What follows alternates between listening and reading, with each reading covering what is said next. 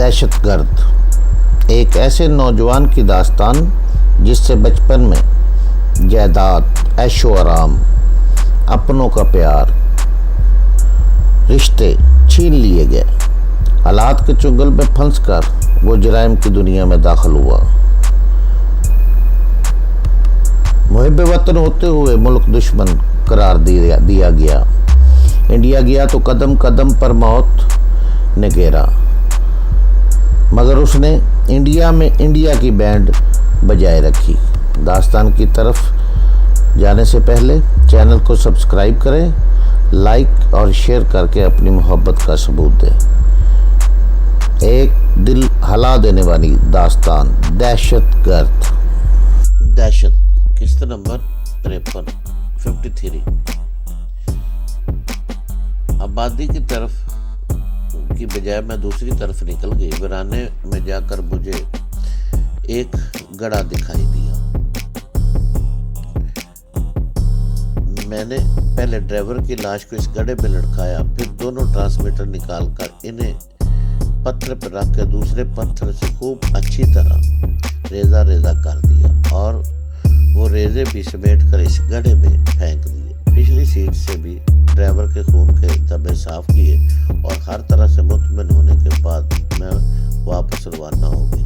میں فوری طور پہ وہیں جا سکتی تھی جہاں میرے بنگالی ملازم نے بنگلے کو ہاسٹل بنا دیا تھا، مگر اس کی نوبت ہی نہ آئی۔ میں جو ہی آبادی میں داخل ہوئی، مجھے اکبر نما آئینے میں وہ جیپ دکھائی دی جس میں جیف فرار ہوا تھا۔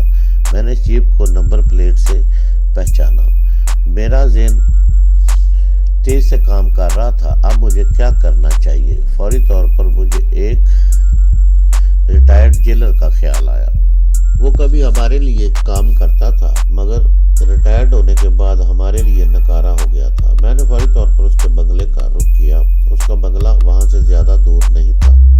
وہ مجھے دیکھ کر حیران رہ گیا۔ پھر جب میں نے اس سے کہا کہ 2-4 دن کے لیے مجھے اور میرے ساتھی کو جیل بھجوا دو تو وہ مزید حیران ہوا، مگر میرے اصرار پولیس کو فون کر دیا۔ پھر موجودہ جیلر سے بھی فون پر بات کر لی۔ تھوڑی دیر بعد پولیس کی ایک موبائل وین ہم دونوں کو جیل لے گئی۔ اس وقت بھی جیف میرا پیچھا کر رہا تھا۔ ہمیں عام قیدیوں کی طرح جیل میں بند کر دیا گیا، مگر ویسا سلوک نہیں ہوا۔ میں نے کامران کو وہیں سے فون کیا تھا۔ یہاں کا نمبر بھی مجھے علی مراد نے دیا تھا۔ میں زیادہ دن وہاں رہ نہیں سکتی تھی کیونکہ مقابلے پر بیل منڈو ہے۔ عام قیدیوں کی طرح مجھے پہ باہر جانے پر پابندی نہیں تھی۔ میں نے ملیک کے دور افتادہ علاقے میں ایک مکان کرائے پر لے لیا اور ایک دن فریڈی کو وہاں شفٹ ہو گئی۔ میں نے وہیں 2 مسلح چوکیدار نذیر اور سکندر ملازم رکھ لیے۔ دونوں آرمی کے ریٹائرڈ ہیں۔ وہ فریڈی کی دیکھ بھال بھی کرتے ہیں اور چوکیداری بھی کرتے ہیں۔ پھر کچھ سوچ کر بولی، محمد علی سوسائٹی کی وہ کوٹھی ابھی تک نہیں بکی۔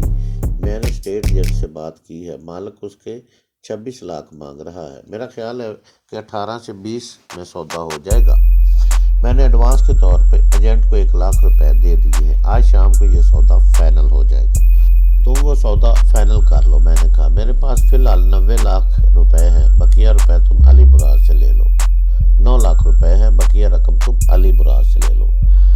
میں ابھی اسے فون کیا دیتا ہوں۔ میں نے علی مراد کو فون کر دیا۔ گلوریا جتنی رقم مانگے اسے میرے سوٹ کیس میں سے دے دینا۔ تو بعد میں فائنل ہوگا کہ پہلے ان مردودوں کا تو کچھ بندوبست کرو۔ میں نے تیمور سے کہا۔ میرا اشارہ ان آدمیوں کی طرف تھا جنہیں کچھ دیر پہلے تیمور نے بے ہوش کیا تھا۔ اس کا سیدھا سادہ حل ہے، گلوریا نے مسکرائی۔ ہم اکبر کو لے کر یہاں سے روانہ ہو جاتے ہیں۔ تم پولیس اسٹیشن فون کر دو کہ 3 آدمی تمہارے فلیٹ میں چوری کی نیت سے داخل ہوئے تھے، مگر تم نے انہیں بے ہوش کر دیا ہے۔ پولیس انہیں خود ہی اٹھا کر لے جائے گی۔ یوں بھی تم اس حلیے میں پہچانے نہیں جا رہے ہو، اس لیے پولیس کی طرف سے بے فکر رہو۔ مجھے اس کی تجویز پسند آئی۔ میں نے فوری طور پہ اکبر کو ان لوگوں کے ساتھ روانہ کر دیا۔ ان کے جاتے ہی میں نے پولیس کو بھی فون کر دیا۔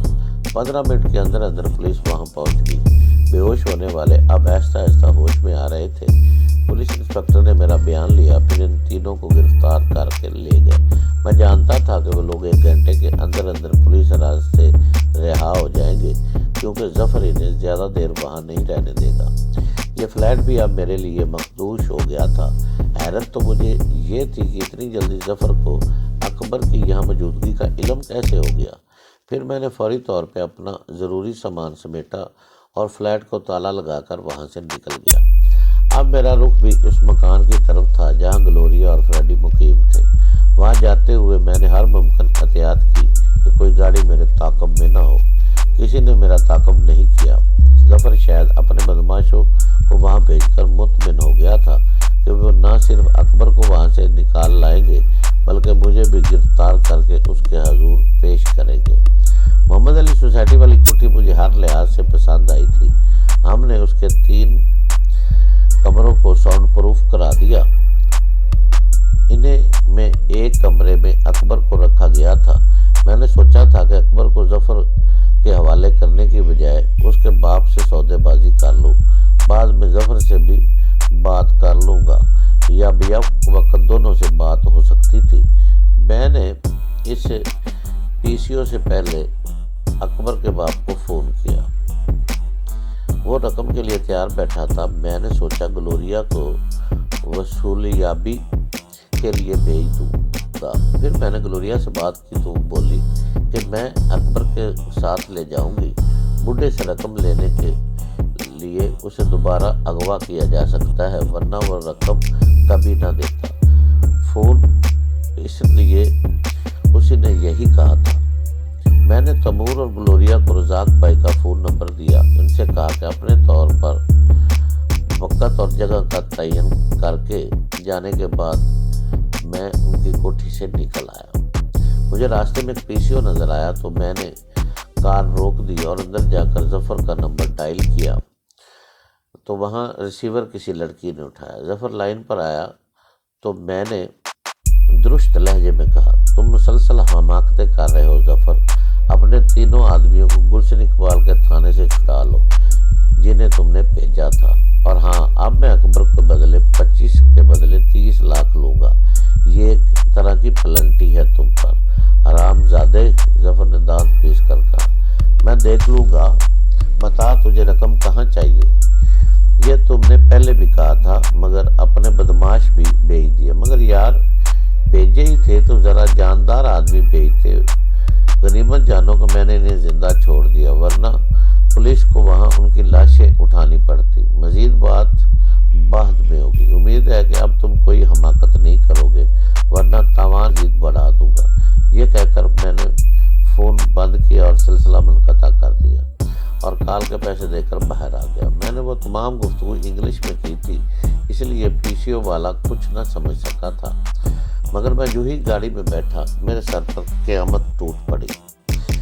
मेरा ज़हन तारीकियों में डूबता चला गया। मुझे दोबारा होश आया तो एक आरास्ता कमरे में था। सजावट के लिहाज से वो कमरा मुझे ड्राइंग रूम लग रहा था। मैंने इर्द गिर्द का जायज़ा लिया तो वाकई वो ड्राइंग रूम ही था और मैं एक सोफे पर पड़ा था। सोफे के पश्त पर 3 आदमी खड़े थे। वो शक्लों से बदमाश लग रहे थे। कुरख चेहरे, वहश ज़दा आंखें और मकरूह मुस्कुराहट। मैंने सोचा, इस दफ़ा बुरे फन से मियां कामरान, इस मरतबा जफर ने तुम्हें शिकस्त दे दी। फिर मेरी नज़र सोफे के ऐन सामने पड़ी। वहाँ दूसरे सोफे पर बावकार और खुशपोश सा एक शख्स बैठा हुआ था। उसने मुस्कुरा कर कहा, हेलो, मुझे डॉक्टर इरफान कहते हैं। वैसे तो मैं जानवरों का डॉक्टर हूँ और कुत्तों का स्पेशलिस्ट कहलाता हूँ, मगर बाज़ औक़ात इंसानों का भी इलाज करता हूँ। मुझे तुमसे मिलकर खुशी हुई डॉक्टर, मैंने खुशदिली से कहा। फिर मैंने महसूस किया कि इन लोगों में से एक से हमाकत सरजद हो गई है। उन्होंने मेरी जैकेट की जेब से रिवाल्वर नहीं निकाला।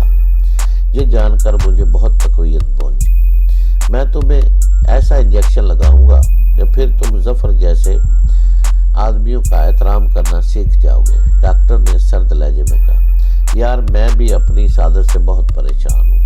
इस बात तहजीबी की वजह से शुरफा मुझे बर्दाश्त नहीं करते। जल्दी से लगा डालो वो इंजेक्शन। बहुत चहक रहे हो। मेरे सर पर खड़े हुए बदमाशों में से एक बोला और उसने रिवाल्वर निकाल लिया। ڈاکٹر اس دوران میں انجیکشن تیار کر رہا تھا۔ پھر وہ سرنج لے کر میری طرف بڑھا اور اپنے آدمیوں سے بولا، اسے مضبوطی سے پکڑ لو۔ وہ لوگ جو ہی میری طرف بڑھے، میں کلا بازی کھا کر فرش پر گر گیا اور پھر ایک سکند میں دوسرے صوفے کے پیچھے پہنچ کر ریوالور نکال لیا اور یکے بعد دیگرے 3 فائر کیے۔ وہ تینوں 1 منٹ سے بھی کم عرصے میں جہنم رسید ہو گئے۔ ڈاکٹر اس دوران میں وہاں سے فرار ہو گیا تھا۔ میں محتاط انداز میں باہر نکلا تو 2 آدمی ریوالور لیے ہوئے اسی کمرے کی طرف بڑھ رہے تھے۔ میں نے 2 گولیاں ان کے سینوں میں بھی اتار دی اور دیوانہ وار باہر کی طرف بھاگا۔ میں لان عبور کر رہا تھا کہ مجھے ایک کھڑکی میں ماریا دکھائی دی۔ میں حیران رہ گیا۔ وہ جلدی سے بولی، کامران صاحب آپ یہاں؟ ان لوگوں نے مجھے بھی اغوا کر کے یہاں قید کر رکھا تھا، پلیز مجھے یہاں سے نکالیں۔ اس کے کمرے کا دروازہ باہر سے لاک تھا۔ میں نے اپنے شانے سے اس پر 2-3 ضربیں لگائی تو پٹ اکھڑ گیا۔ میں ماریا کو دیکھ کر یہ بھی بھول گیا کہ دروازہ توڑنے کی آواز سن کر وہاں کوئی اور بھی آ سکتا ہے۔ دروازہ ٹوٹتے ہی ماریا باہر نکلی اور بولی، اب چلیں، یہاں سے نکل چلیں۔ یہاں کتنے آدمی تھے؟ میں نے پوچھا۔ ڈاکٹر فان سمیت 6 آدمی تھے، اس نے بتایا۔ میں نے 5 آدمیوں کو ہلاک کر دیا ہے اور ڈاکٹر فان ابھی اپنی گاڑی میں فرار ہو گیا، اس نے ہنس کر کہا۔ میں نے ریوالور اپنی جیب میں رکھنا چاہا مگر ماریا نے جھپٹ کر ریوالور میرے ہاتھ سے چھین لیا۔ اپنے ہاتھ اٹھاؤ اور منہ دیوار کی طرف کر کے کھڑے ہو جاؤ، اس نے سرد اور شفاف لہجے میں کہا۔ مگر ماریا، میں نے کچھ کہنا چاہا۔ شٹ اپ، اس نے مجھے بری طرح جھڑک دیا۔ اب تک ہمارے ساتھیوں نے اکبر کو بھی تمہاری اس مہم کے قبضے سے نکال لیا ہوگا۔ تم کیا سمجھتے ہو مسٹر کامران؟ ظفر صاحب کے ہاتھ بہت لمبے ہیں۔ وہ اگر میم کہہ کر گلوریا کا حوالہ نہ دیتی تو میں شاید یہی سمجھتا کہ وہ مجھ سے بلف کر رہی ہے، مگر اس کی بات سے اندازہ ہو رہا تھا کہ وہ سچ بول رہی ہے۔ ان لوگوں نے واقعی اکبر کو چھڑا لیا ہوگا۔ اکبر اب تک راجہ کے پاس پہنچ چکا ہوگا، اس نے مسکرا کر کہا۔ میں راجہ کو بھی جانتا تھا۔ وہ بظاہر شپ پر بریکنگ کا کاروبار کرتا تھا مگر دراصل وہ بھی جرائم پیشہ تھا اور بہت زبردست فائٹر بھی تھا۔ وہ عموماً گڈانی میں رہتا تھا مگر دکھاوے کے لیے اس نے نیو کراچی میں ایک بہت بڑا جنرل سٹور بھی کھول رکھا تھا۔ پھر ماریا نے اچانک میرے سر پر ریوالور کا دستہ دے مارا۔ وہ ضرب عین اسی جگہ لگی جہاں اس سے پہلے چوٹ ماری گئی تھی۔ میں پھر لہرایا اور دھڑام سے فرش پر آ رہا۔ آخری احساس یہ تھا کہ ماریا چیخ چیخ کر کسی کو آواز دے رہی تھی۔ پھر میرا ذہن تاریکیوں میں ڈوبتا چلا گیا۔ مجھے ہوش آیا تو کافی دیر تک مجھے احساس نہ ہو سکا کہ میں کہاں ہوں۔ پھر آہستہ آہستہ میرے ذہن سے دھند چھٹنے لگی اور مجھے یاد آ گیا کہ میں ڈاکٹر عفان کے بنگلے میں تھا۔ وہاں ماریا نے اچانک مجھ پر ریوالور تان لیا تھا اور صورتحال اچانک بدل گئی تھی۔ یاد آتے ہی میں نے اچھل کر اٹھنے کی کوشش کی مگر اپنی کوشش میں کامیاب نہ ہو سکا۔ میرے ہاتھ پاؤں کچھ اس طرح باندھے گئے تھے کہ میں ہل بھی نہیں سکتا تھا۔ وہ عجیب سا چلن زدہ کمرہ تھا۔ میں نے گردن گھما کر کمرے کا جائزہ لیا۔ اس میں کوئی کھڑکی نہیں تھی، البتہ ایک روشن دان ضرور تھا۔ کمرے میں مدھم سی روشنی کا ایک بلب جل رہا تھا۔ وہ شاید کوئی سٹور تھا کیونکہ وہاں ٹوٹا پھوٹا فرنیچر، نکارا ٹائر اور دوسرا کاٹ کباڑ بھرا ہوا تھا۔ ایک ٹوٹی پھوٹی چارپائی پر مجھے باندھ کر ڈالا گیا تھا۔ باندھنے والے نے شاید مجھے بستر بند سمجھ کر باندھا تھا کیونکہ رسی میرے جسم میں گھسی جا رہی تھی۔ سر کی چوٹ الگ تکلیف دے رہی تھی، بھوک بھی محسوس ہو رہی تھی۔ مجھے یہاں قید ہوئے نہ جانے کتنا وقت گزر چکا تھا۔ بے اختیار میں نے گھڑی دیکھنے کی کوشش کی مگر اپنی ناکامی پر مجھے خود ہی ہنسی آ گئی۔ میں نے خود سے کہا، میاں کامران بہت اونچے اڑ رہے تھے، اپنے آپ کو بہت ترم خاں سمجھتے تھے۔ جو ظفر ایسے خطرناک آدمی سے ٹکرائے گا، اب تو تم چوہے کی طرح مر جاؤ گے اور کسی کو کانوں کان خبر نہ ہوگی۔ 90 لاکھ روپے اتنی آسانی سے تو نہیں ملتے۔ تم نے ایک جوا کھیلا تھا جس میں تم اپنی جان ہار چکے ہو۔ اب ظفر کے آدمی تمہیں کسی بھی وقت ٹھکانے لگا دیں گے اور سب کھیل ختم ہو جائے گا۔ اچانک مجھے باہر قدموں کی آہٹ سنائی دی اور میرے خیالات کا سلسلہ ٹوٹ گیا۔ آوازوں سے اندازہ ہو رہا تھا کہ آنے والے کئی افراد ہیں۔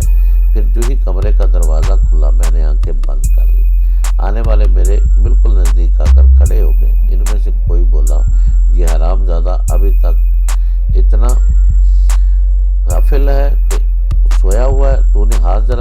مار دیا تھا؟ میں نے تو ہاتھ نرم ہی رکھا تھا، اس کی باڈی کے حساب سے، کسی نے بھاری آواز میں جواب دیا۔ اچھا اب اسے اٹھا کر لے چلو استاد کے پاس، پہلے والے آدمی نے کہا۔ یار یہ بڑی مصیبت ہے، میں پھر اٹھاؤں اس 2.5 من کی لاش کو؟ تیسرے آدمی نے چلا کر کہا۔ اس مردود کی جان دیکھو، اس کا بے ہوش ہونا دیکھو، تم لوگوں نے خواہ مخواہ اسے ڈان بنا رکھا تھا، اسے یوں بتوایا تھا جیسے یہ اٹھے گا اور کھا جائے گا سب کو۔ اچھا زیادہ باتیں مت بنا، پہلے آدمی نے اکھڑ لہجے میں کہا، اسے اٹھا کر گاڑی میں لے چل۔